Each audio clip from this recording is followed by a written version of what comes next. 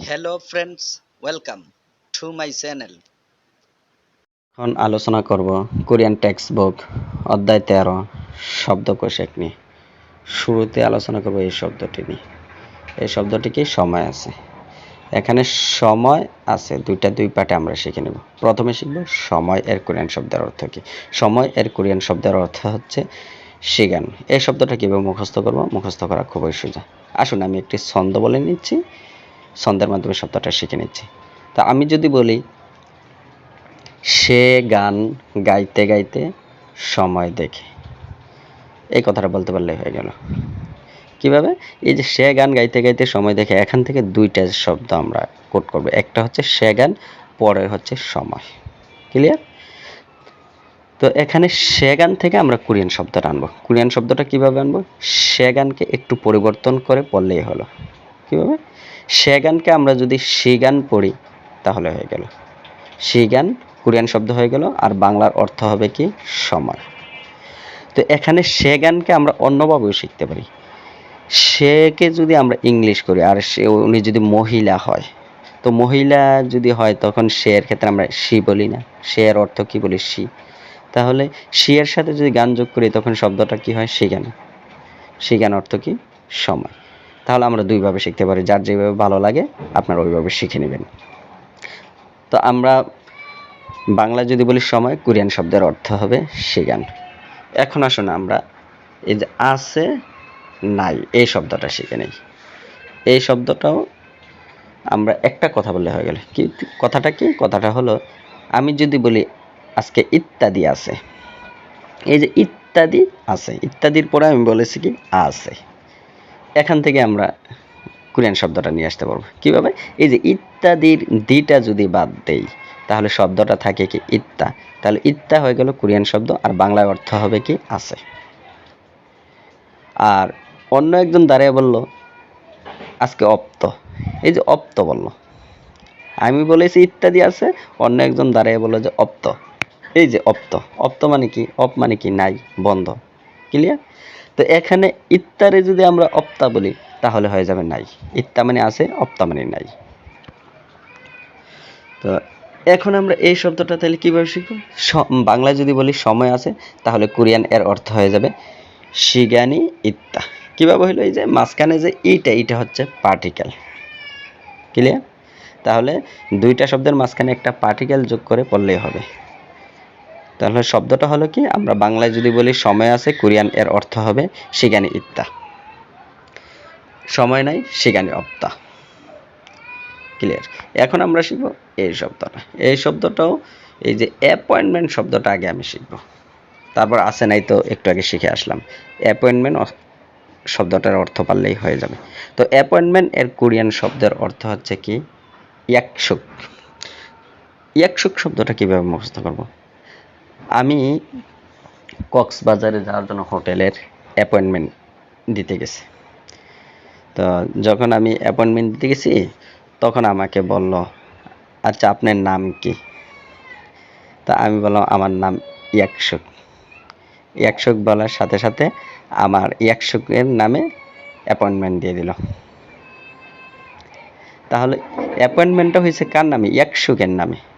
তাহলে আমরা বলতে পারিনি ইয়াকসুক মানে হচ্ছে অ্যাপয়েন্টমেন্ট। তাহলে বাংলায় যদি হয় অ্যাপয়েন্টমেন্ট, কোরিয়ান এর অর্থ হবে ইয়াকসুক। তো এখন সোজা যে আমরা যদি অ্যাপয়েন্টমেন্ট আছে ইয়াকসুকি ইত্তা, অ্যাপয়েন্টমেন্ট নাই ইয়াকসুকি অপ্তা।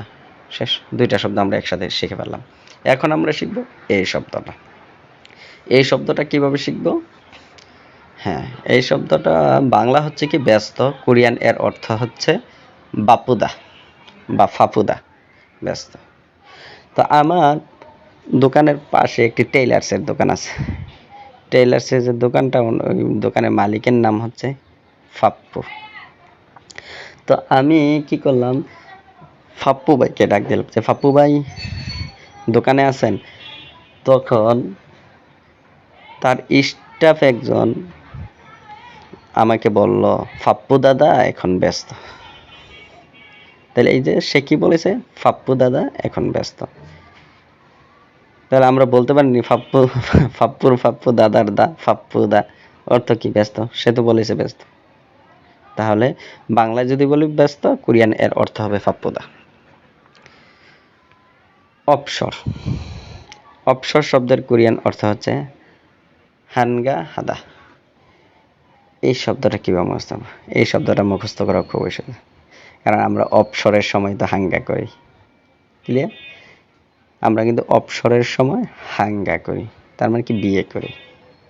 বিয়ে করি কোন সময়? অপসরের সময়। তাহলে আমরা বলতে পারি না অপসর মানে হাঙ্গা, সাথে হাদা যোগ করে দিলাম। ক্লিয়ার? তাহলে আমরা যদি বলি অপসর, কোরিয়ান শব্দের অর্থ হবে হানগা হাদা। এখন আমরা শিখব এই দুইটা শব্দ একসাথে। এই দুইটা শব্দ কিভাবে শিখব? এই দুইটা শব্দ শেখা খুবই সোজা। আসুন এই দুইটা শব্দ আমি ভেঙে দিচ্ছি। প্রথমে আছে নাই তো আমরা জানি, তো মজা, মজা শব্দটা শিখব। তো আমি পূর্বে একটা ভিডিওতে বলে আসছিলাম সেমিতে মজা আছে। এই যে সেমি, সেমি শব্দের অর্থ হচ্ছে কি? মজা। তো এখন যদি আমরা বলি সেমি মজা আর আছে মানে ইত্তা, তো সেমি ইত্তা, মজা আছে, সেমি ইত্তা, তো মজা নাই, সেমি অপ্তা। তাহলে দুইটা শিখে পেলাম। এখন আমরা শিখব কি? ভালো। ভালো শব্দটা কিভাবে শিখব? ভালো শব্দটা কোরিয়ান অর্থ হচ্ছে যোত্তা। ভালো। এই শব্দটা আমরা খুব সহজে মুখস্থ করতে পারি। কিভাবে? আসুন ভেঙে দিচ্ছি। আমরা যদি রাজনৈতিক দিকে একটু তাকাই, আওয়ামী লীগের লোকেরা বলে যে আওয়ামী লীগের জোটটা ভালো, আবার বিএনপির লোকেরা বলে বিএনপির জোটটা ভালো। তাহলে দেখুন, দুইজনে কিন্তু তাদের জোটটাকে ভালো বলে, তাহলে আমরা বলবো জোটটা মানে ভালো, জোটটা মানে ভালো। এখন আমি শিখব এই শব্দটা। এই শব্দটা কি? বাংলায় হচ্ছে ঠিক আছে, কোরিয়ান শব্দের অর্থ হচ্ছে খুয়েন সান্দা।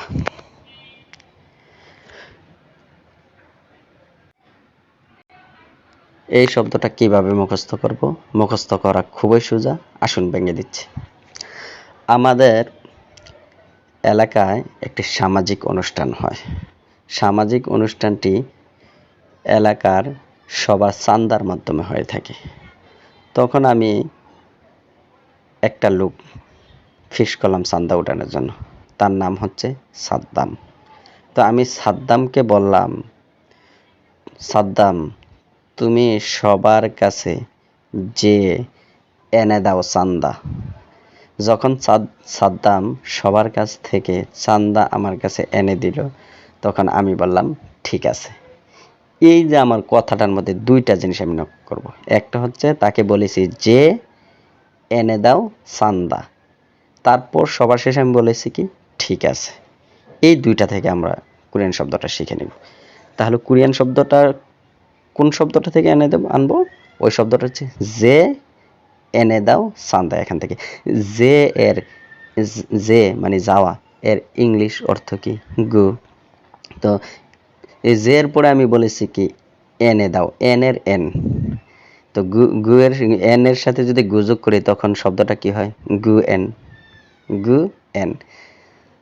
তারপর তাকে বলেছি যে এনে দাও চান্দা, চান্দার কথা বলেছি, তাহলে চান্দ পরে যোগ করব, এনের গুয়েনের সাথে চান্দা যোগ করব। তাহলে গুয়েনের সাথে যদি চান্দা যোগ করি তখন শব্দটা কি হয়? গুয়েন চান্দা। সবার পরে তাকে বলেছি কি ঠিক আছে।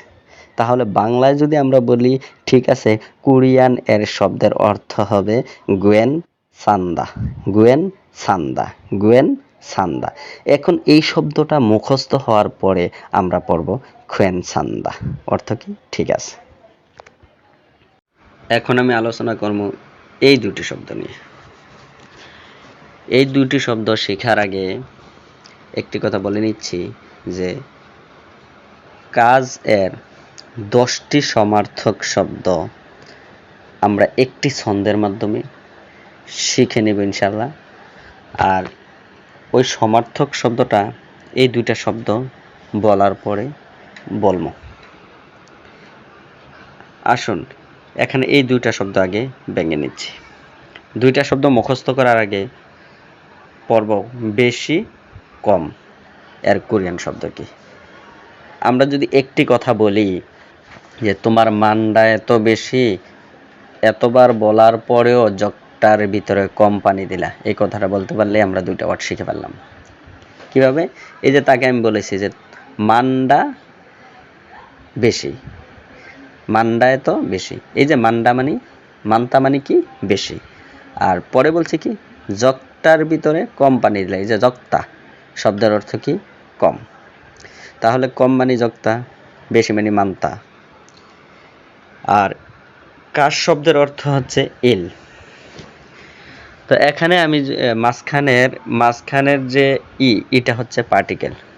তো এখানে আমি যদি বলি যে কাজ বেশি, তখন এর কোরিয়ান অর্থ হবে ইরি মান্থা। কাজ কম ইরি সত্তা, ইরি সত্তা।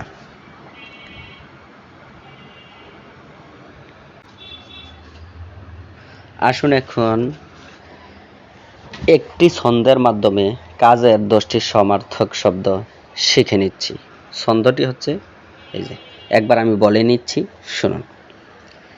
1 নম্বরে গোয়ং, জাগদুং করে সুই সুরব, তারপর আমি জিকপ খুলম। এই কথাটা বলতে পারলেই কাজের 10টি সমার্থক শব্দ আমরা শিখে ফেলতে পারবো। আসুন ছন্দের মধ্যে কোন কোন শব্দগুলো আমরা সিলেক্ট করব ওইগুলা সিলেক্ট করে নিচ্ছি। 1 গোয়ং, জাগদুং, সুই সুরব, জিক অপ, খুনম। এই শব্দগুলা থেকে কোরিয়ান শব্দগুলো আমরা বাহির করে নিচ্ছি। এখন এই যে 1, আমরা বাংলায় যদি বলি 1, কোরিয়ান সংখ্যা 1, একের কি বলে ইল। তাহলে আমরা বাংলায় যদি বলি 1, কোরিয়ান শব্দের অর্থ হবে ইল। হ্যাঁ, মানে সংখ্যার ক্ষেত্রে কোরিয়া কিন্তু একের ইল বলে। তো বাংলায় বললাম 1, কোরিয়ান শব্দের অর্থ হলো কি ইল। তো ইল অর্থ কি কাজ করা, আবার ইল অর্থ 1। তো এখানে যেহেতু আমরা কাজ শব্দটা পড়তেছি, ইল মানে কাজ, তো ইলের সাথে যদি হাল যোগ করি তখনও এর অর্থ হচ্ছে কাজ। তাহলে 1 দিয়ে আমরা 2টি শব্দ শিখে ফেললাম। 1 মানে ইল কাজ, আবার ইলের সাথে হাল যোগ করলে ইলহাল শব্দের অর্থ কাজ। ইল শব্দের অর্থ কাজ, ইলহাল শব্দের অর্থ কাজ। তারপর এই যে গোয়ং, তো এখানে তো গোয়ং আছে, অর্থ কি কাজ। তারপরে শব্দটা হচ্ছে কি জাগদুং, তো এখানেও জাগদুং শব্দটা আছে, অর্থ কি কাজ। তারপর আমরা এই জাগদুং এর জাগ, সুই, সরব, এই 3টা শব্দ দিয়ে 3টা শব্দ শিখে ফেলবো। এখানে সবার শেষের শব্দটা দেখুন, এখানে কি আছে সরব। এই যে এখানে দেখুন তো কি আছে, এই যে সরব। সরব শব্দের অর্থ কি কাজ। এখানে এই সরবের শেষে অপটা আমি এই বাংলা লেখার সময় উল্লেখ করে দিয়েছি। তার মানে এটা দ্বারা আমি নির্দেশ করেছি যে বাকি যেই 2টা শব্দ আছে ওইগুলোর সাথে অপ যোগ হবে। এই যে জাকের সাথে অপ, সুইয়ের সাথে অপ যোগ করব। ওই কথাটাই মূলত আমি এখানে বুঝাইতে চাইছি। তাহলে আমরা সরবের সাথে তো আমরা সরাসরি অপ যোগ করে ফেলেছি, তাহলে সরব থেকে আমরা শব্দটা সরাসরি পেয়ে গেলাম। তাহলে সরব মানে কাজ। এই জাগদুঙের জাকের সাথে অপ লাগাইলাম, এই যে অপ, জাকব শব্দের অর্থ কি কাজ। তারপর সুইয়ের সাথে যদি অপ লাগাই, যে সুই অপ, অর্থ কি কাজ। এখন আমরা শিখব এই 3টা শব্দ, জিক অপ খুনম। এখানেও সেম ঘটনা, যে এই যে খুনমু এর শেষে মুটা আমি উল্লেখ করেছি, আর জিক অপ এর সাথে মুটা উল্লেখ করি। তার মানে জিক অপের সাথে আমি মু যোগ করে উচ্চারণ করলেই শব্দটা পেয়ে যাব। তাহলে আসুন এই যে খুনমু, তো এই যে এখানে পাইলাম সরাসরি খুনমু। খুনমু কথা, এই যে খুনমু, অর্থ কি কাজ। তারপর অপের সাথে যদি মু যোগ করি তাহলে শব্দটা হবে অপমু, অর্থ কাজ। তারপর জিকের সাথে যদি মু যোগ করি তাহলে শব্দটা হবে জিকমু, অর্থ কি কাজ। তাহলে আমি আরো একবার কোরিয়ান শব্দগুলো বলে নিচ্ছি, দেখুন।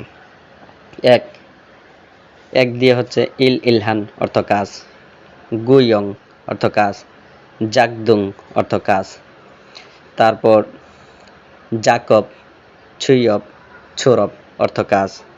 তারপর হচ্ছে জিকমো কাজ, অপমো কাজ, খুনমো কাজ। এভাবে ছন্দে ছন্দে খুব সহজে কোরিয়ান শব্দ মুখস্থ করতে আমার সাথেই থাকুন। সবাইকে ধন্যবাদ। আসসালামু আলাইকুম ওয়া রাহমাতুল্লাহি ওয়া বারাকাতুহু।